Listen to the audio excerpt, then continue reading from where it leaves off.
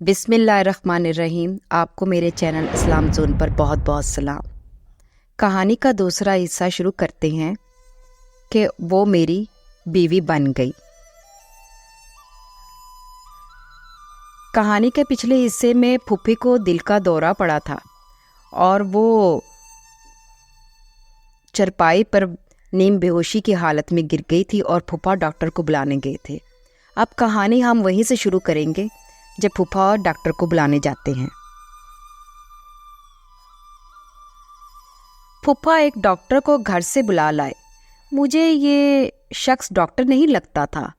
उसकी बातें डॉक्टरों वाली नहीं थी। उसने एक इंजेक्शन लगाया और बाहर आकर उसने मुझे और फूफा को बताया कि ये दिल का हमला है, ये टल भी सकता है और इसका अंजाम कुछ और भी हो सकता है। इन्हें एक तो आराम और सुकून की ज़रूरत है और कोई ऐसी बात ना की जाए जिससे इनके जज्बात को ठेस पहुँचे। मुझे याद है कि फूफी ने सरगोशियों में डॉक्टर को अपनी तकलीफ़ बताई थी। डॉक्टर चला गया। बहुत देर बाद फूफी ने मरियल आवाज़ में फूफा से कहा, आप आराम करें, आप चेलन के इंतज़ामात में बहुत मसरूफ़ रहे हैं, कहीं ऐसा ना हो कि आपको भी तकलीफ़ हो जाए। मैंने भी फूफा से कहा कि वो जाकर आराम करें। मैं फूफी के पास अकेला रह गया। उसकी बेटी को उसके कमरे में सोना था। मालूम नहीं वो कहाँ चली गई थी। फूफा ने मुझे अपने पास पलंग पर बिठा लिया और नई आवाज़ में कहने लगे, मैं तुम्हारे फूफा के दिल को तकलीफ़ नहीं पहुंचाना चाहती। इन्हें मैंने अपनी ये तकलीफ़ कभी नहीं बताई थी। अब मैंने महसूस कर लिया है कि इस हमले से बच नहीं सकूंगी। मैं उन्हें तसल्ली देने लगा।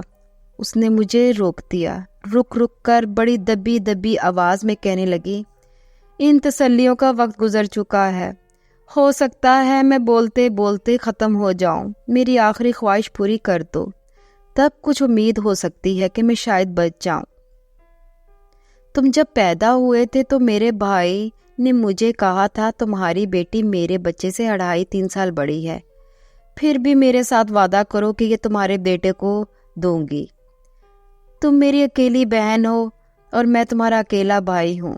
मेरी ख्वाहिश है कि हम दोनों की नस्ल आगे बढ़े, फले फूले। मैंने फूफी को ज़्यादा बोलने से रोकना चाहा। इससे तकलीफ़ बढ़ने का ख़तरा था, लेकिन फूफी ने कहा, मेरी पूरी बात सुन लो। मैं चुप हो गया। तो ऐसा ना हो कि तुम सारी उम्र पछताते रहो कि फूफी मालूम नहीं क्या कहना चाहती थी। मैं कब्र से निकलकर बात पूरी करने नहीं आ सकूंगी। खुदा को शायद यही मंजूर था कि तुम चेलम पर आ गए और मैंने तुम्हें रोक लिया। ये सबब खुदा ने बताया है। मैंने तुम्हारे बाप से वादा किया था कि अपनी बेटी तुम्हारे बेटे को दूंगी। तुम भी अभी 1 साल के नहीं हुए थे कि एक रोज़ इत्तला मिली कि तुम्हारा बाप बीमार है और आखिरी दमों पर है। मैं तुम्हारे घर पहुंची। मेरा इकलौता भाई मेरे इंतज़ार में था। उसने तुम्हें तुम्हारी माँ को गोद से लेकर मेरे हाथों में रख दिया और कहा कि मेरी वसीयत है कि ये बच्चा तुम्हारा है और मेरे इस घर में सिर्फ तुम्हारी बेटी आएगी। मेरे आंसू निकल आए। मुझे अपने वालिद मरहूम याद आ गए जिन्हें मैंने देखा ही नहीं था। उस वक्त मेरी उम्र 9-10 महीने थी। फूफी मरी मरी आवाज़ में सांस लेकर कह रही थी कि मैंने अपने भाई को इस तरह तसल्लियाँ दी जिस तरह तुम मुझे दे रहे हो, लेकिन मौत ने मुझसे मेरा भाई छीन लिया। तुम अभी मेरी गोद में ही थे कि तुम्हारे बाप की आंखें ठहर गईं और फिर मैंने उनकी आंखें बंद कर दी। मैंने कसम खाई कि अपनी बेटी तुम्हें दूंगी, ख्वाह तुम जवान होकर लूले लंगड़े भी हो जाओ, ख्वाह तुम भिखारी और बेरोजगार हुए तो तब भी तुम्हें ही दूंगी। अल्लाह ने रहम किया कि तुम जवान हो गए। मेरी बेटी बड़ी थी। रिश्ते मांगने वालों ने नाक में दम कर दिया, लेकिन मैंने एक ना ज़ुबान पर रखी। फौज के कप्तान भी रिश्ते के लिए आते। मैंने साफ जवाब दे दिया, अब मेरी बेटी 26 साल की हो गई है। इतनी देर तक बेटी को कौन घर में बिठाए रखता है? मैंने इसे तुम्हारे लिए बिठा रखा है। मैंने तुम्हें जो कुछ बताया है इससे तुम्हारी माँ अच्छी तरह वाकिफ़ है।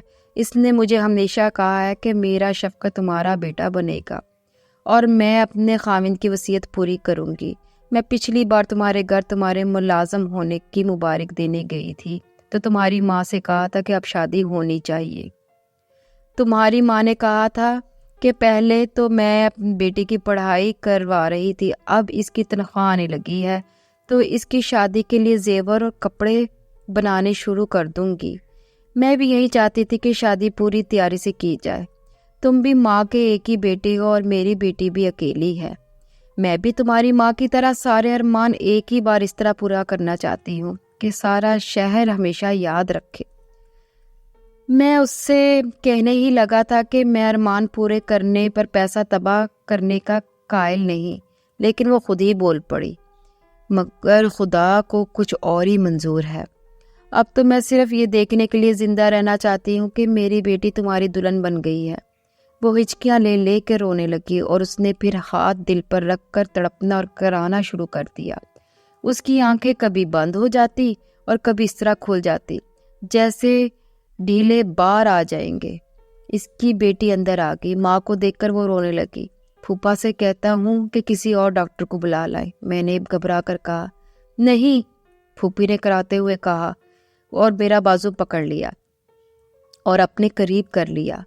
اب میرے ڈاکٹر تم ہو۔ اگر تم نے میری بیٹی کو قبول کرنے سے انکار کر دیا تو اس کا پہلا اثر یہ ہوگا کہ میرا دل جواب دے جائے گا۔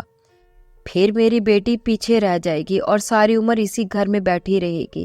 اس کا رشتہ مانگنے والوں کو میں جواب دے چکی ہوں، کیونکہ بیٹی کو میں نے تمہارے لیے پالا تھا۔ میری روح کو کبھی چین نہیں آئے گا، نہ میری روح تمہیں چین لینے دے گی۔ میں نے کب انکار کیا ہے پھوپھی؟ میں نے کہا آپ دل کو تسلی دیں، میں گھر پہنچتے ہی ماں سے کہوں گا کہ آپ کے پاس آ کر دن مقرر کر لے، انشاءاللہ تیاری جلدی ہو جائے گی۔ آپ دل پر بوجھ نہ رکھیں، اپنی صحت کا خیال رکھیں۔ اس کی بیٹی نے بھی میری تائید کرتے ہوئے اسے یہی کہا میں نے جو کہا تھا۔ مجھے اشارہ مل چکا ہے، نیک بختو، پھوپھی نے کراتے ہوئے کہا۔ میں کل کا دن اس دنیا میں نہیں ہوں گی، پھر مجھے بتائیں میں کیا کروں؟ میں نے پوچھا۔ کہیں تو رات کی گاڑی سے گھر چلا جاتا ہوں، کل صبح ماں کو ساتھ لے آؤں؟ وہ کہے گی کہ میں تیاری کر لوں، پھوپھی نے روتے روتے کراتے ہوئے کہا۔ میں تو کہتی ہوں کل تمہاری شادی ہو جائے بیٹا، کہہ دو ہاں پھوپھی کل میری شادی کر دو۔ شادی؟ میں نے حیران ہو کر کہا، کل ہی؟ اگر مجھے زندہ دیکھنا چاہتے ہو تو کل مولوی اور 2-4 آدمیوں کو بلا لیں گے اور نکاح ہو جائے گا۔ میری بیٹی کو اپنے ساتھ لے جانا، میں مر گئی تو سکون سے مروں گی، اور یہ بھی ہو سکتا ہے کہ بیٹی کو تمہارے ساتھ جاتا دیکھ کر میری عمر لمبی ہو جائے۔ وہ اور زیادہ تڑپنے اور کرانے لگی۔ بڑی مشکل سے اس کے منہ سے یہ الفاظ نکلے، بیٹا کہہ دو میں کل یہی شادی کر لوں گا۔ اس کی بیٹی ماں کے اوپر گر پڑی اور وہ بھی رونے لگی۔ میں سر سے پاؤں تک کانپنے لگا۔ پھوپھا اپنے کمرے میں بڑے مزے کی نیند سو رہا تھا۔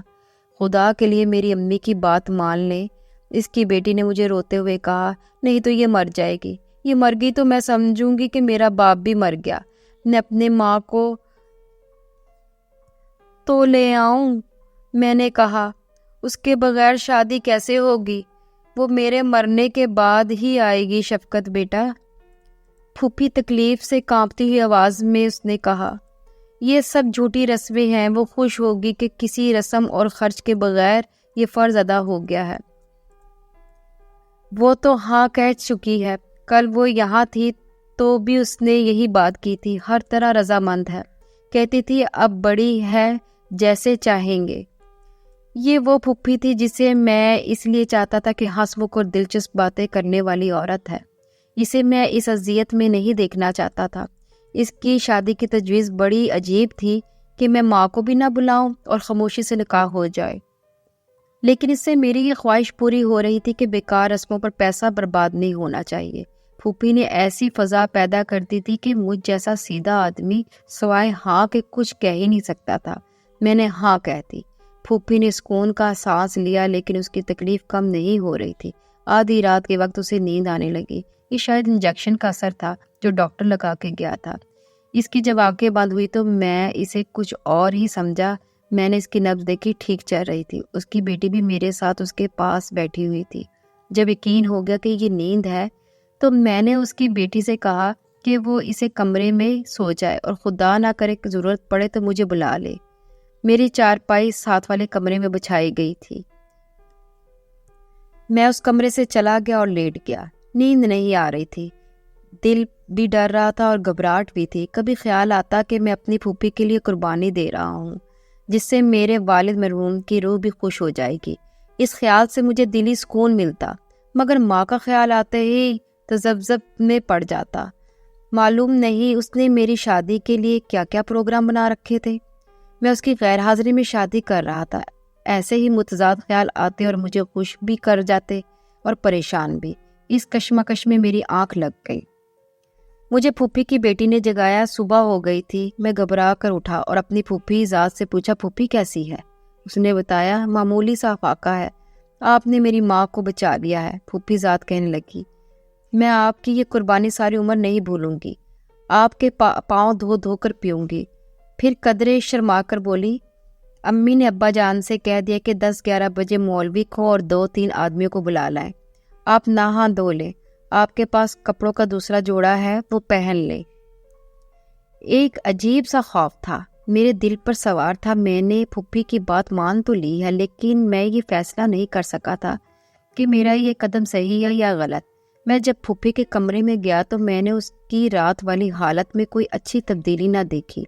ڈاکٹر کو پھوپھا لے آئے تھے، اس نے کوئی امید افزا بات نہ کی، دوائی دے دی اور ساتھ یہ مشورہ بھی دیا کہ لاہور میو ہسپتال میں لے جاؤ، لیکن یہ بھی کہا کہ اس کی حالت لے جانے کا خطرہ ہے۔ پھوپھی کو اپنی موت کا غم نہیں تھا، وہ اس انتظار میں تھی کہ اس کی بیٹی کی شادی میرے ساتھ ہو جائے۔ 11 بجے کے قریب مولوی اور محلے کے 4 آدمی آ گئے اور اندر محلے کی چند ایک لڑکیاں اور عورتیں بھی آ گئیں جو پھوپھی کی بیٹی کو دلہن بنا رہی تھیں۔ مردوں کو میرے پھوپھا نے پھوپھی کی حالت اور خواہش بتا کر کہا کہ اس کی خاطر بیٹی کی شادی ہو رہی ہے اور خاموشی سے کی جا رہی ہے۔ عورتوں کو بھی یہی بتایا گیا تھا۔ مردوں نے پھوپھا کی بات پسند کی اور تعریف بھی کی۔ مولوی نے میرا نکاح پڑھ ڈالا، اندر سے بھی گواہ اور قبول کروا لائے اور میں شادی شدہ لوگوں کی فہرست میں آ گیا۔ مولوی اور اس کے ساتھ آئے ہوئے آدمیوں کی تواضع چائے اور مٹھائی سے کی گئی۔ عورتوں کے لیے بھی یہی انتظام تھا۔ سب لوگ چلے گئے تو میں اپنی دلہن کے ساتھ پھوپھی کے سامنے جا کھڑا ہوا۔ اس کے ہونٹوں پہ مسکراہٹ آ گئی اور وہ اٹھ بیٹھی۔ اس نے ہم دونوں کی بلائیں لی، میرا سر چوما اور اپنی بیٹی کو گلے لگایا۔ میں نے دیکھا کہ پھوپھی کے چہرے پہ رونق آ گئی تھی۔ اس کی آنکھیں اب مریضوں کی طرح ادھ کھلی نہیں تھی۔ اس میں یہ تبدیلی دیکھی اور مجھے خوشی ہوئی۔ میں نے وہ دن وہیں گزارا، رات بھی وہیں گزاری۔ رات تک پھوپھی اٹھ کھڑی ہوئی، اس کی آواز مریضوں والی نہ رہی۔ گھر میں عورتیں آتی رہی اور وہ انہیں بتاتی رہی کہ بیٹی کا جہیز اس کے ذمہ قرض ہے، جو چیزیں اور زیورات تیار ہیں وہ ساتھ بیچ رہی ہے۔ میں دوسرے دن اپنی دلہن کو ساتھ لے کر رخصت ہوا۔ دلہن کا ایک ٹرنک تھا جس میں اس کے کپڑے اور زیورات تھے۔ پھوپھی نے مجھے کہا کہ وہ بہت جلدی جہیز تیار کر کے بھیج دے گی۔ میں نے اسے کہا کہ وہ جہیز کا خیال دل سے نکال دیں، لیکن وہ نہ مانی۔ کہنے لگی، مجھے بیٹی کی شادی کی خوشی کے ساتھ ساتھ ہمیشہ یہ افسوس رہے گا کہ میں اپنے ارمان پورے نہ کر سکی۔ میری زندگی کا کوئی بھروسہ نہیں، اب تو خوشی سے چلنے پھرنے لگی ہوں، معلوم نہیں دل کا یہ دورہ کب مجھے قبر میں لے جائے۔ میں جب اپنے گھر میں داخل ہوا، آگے آگے میں تھا۔ ماں مجھے دیکھ کر میری طرف دوڑی اور خوشی سے اس کا چہرہ دمک اٹھا، مگر میرے پیچھے جب میری دلہن داخل ہوئی تو ماں جہاں تک پہنچی تھی وہیں رک گئی۔ دلہن کے پیچھے کلی اندر آیا جس کے سر پر بڑا سارا ٹرک تھا۔ میری دلہن نے آگے بڑھ کر میری ماں کے پاؤں چھوئے۔ ماں ابھی تک یہ سمجھ رہی تھی کہ یہ لڑکی مہمان ہے۔ میں نے کلی کو پیسے دے کر فارغ کر دیا۔ ماں سنبھل گئی، اس نے دلہن کے سر پر ہاتھ پھیرا اور ظاہرداری کے طور پہ کہا، آؤ بیٹی، تم کیسے راستہ بھول کے ادھر آئی ہو؟ کمرے میں جا بیٹھے تو میں نے ماں سے کہا کہ راستہ بھول کر نہیں آئی، دلہن بن کر آئی ہے، کل ہماری شادی ہو گئی ہے۔ ماں پر اس کا یہ اثر ہوا کہ مجھے دیکھ کر اس کے چہرے پہ جو رونق آئی تھی وہ بجھ گئی۔ چہرہ زرد ہو گیا، آنکھیں ٹھہر گئی، ہونٹ کھل گئے اور مجھے یہ فکر ہونے لگا کہ ماں پر پھوپھی والا دورہ پڑ گیا ہے۔ اسے چپ لگ گئی، یہ کیفیت سکتے والی تھی۔ میں کچھ گھبرایا لیکن میں خاموش نہ ہوا۔ ماں کو بتاتا چلا گیا کہ یہ شادی کس طرح ہوئی۔ میں نے اپنی رضامندی اور خوشی کا بھی اظہار کیا۔ اسے پھوپھی کے اچانک دل کے دورے کی پوری بات سنائی اور پھوپھی نے جو باتیں کی تھی وہ بھی سنائی۔ اگر تم میرے بیٹے ہو تو ابھی اس کٹنی کو گاڑی میں بٹھا کر گھر بھیج دو۔ میری ماں بم کی طرح پھٹ پڑی۔ اس پھوپھی کے دل کے دورے کو میں اچھی طرح جانتی ہوں۔ وہ مری کیوں نہیں؟ نقاب پڑھا کر وہ اٹھ کیوں بیٹھی تھی؟ جوانی میں اسے دل کے دورے سے زیادہ پڑتے تھے۔ لوگ اسے بھی جانتے ہیں اور اس کے خامند کو بھی۔ اس عورت کی جوانی نئے سے نئے ڈاکٹروں اور ہٹے کٹے حکیموں اور پیر عاملوں کے پاس گزری ہے۔ اپنے خامند کو یہ اندھا کر کے اسے انگلیوں پر نچاتی رہی۔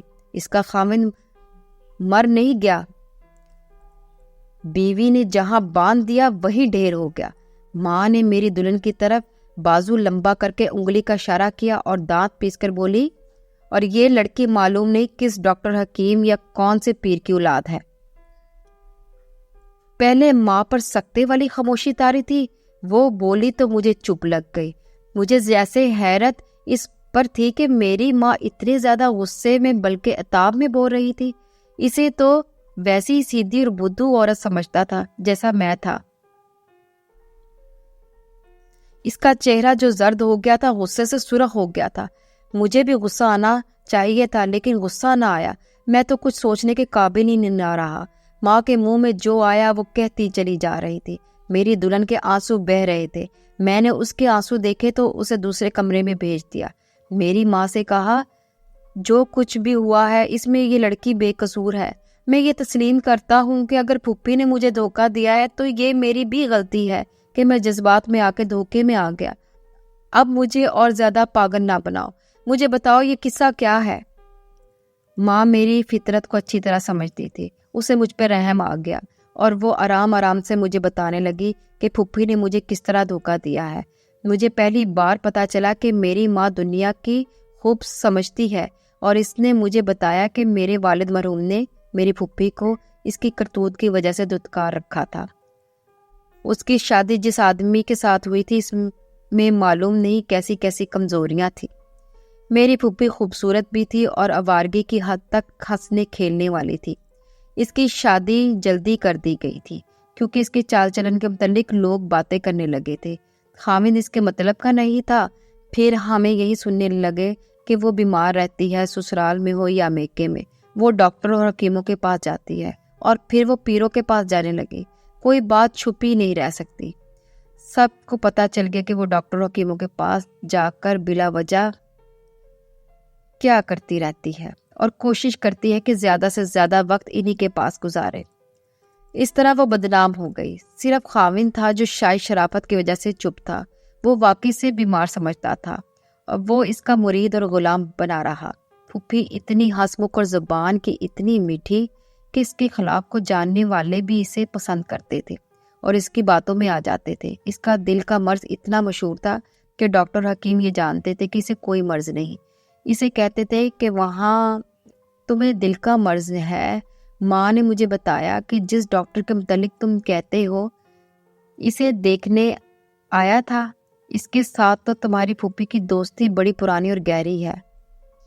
اس نے تمہارے پھوپھا کو یقین دلا رکھا ہے کہ تمہاری پھوپھی دل کی مریضہ ہے اور اسے ہمیشہ سکون میں رکھا کرو، اس کی مرضی کے خلاف کوئی بات نہ ہو۔ ماں نے بتایا میرے والد مرحوم نے اس کے ساتھ بول چال بند کر رکھی تھی۔ اس نے میری دادی پر اپنا جادو چلا رکھا تھا اور اسے اس لیے اپنے پاس رکھا ہوا تھا کہ دادی کے ہاتھ میں کچھ رقم اور زیورات تھے، تھوڑی سی زمین بھی جو دادی کے نام تھی۔ پھوپھی نے یہ زمین فروخت کرا کے یہ رقم بھی اپنے پاس رکھ لی تھی۔ یہ جو اس نے دادی کا چیلم اتنی شان و شوکت سے کیا تھا، یہ دادی کی رقم میں سے کیا تھا، اور یہ دراصل اسی خوشی کی دعوت تھی کہ دادی مر گئی ہے۔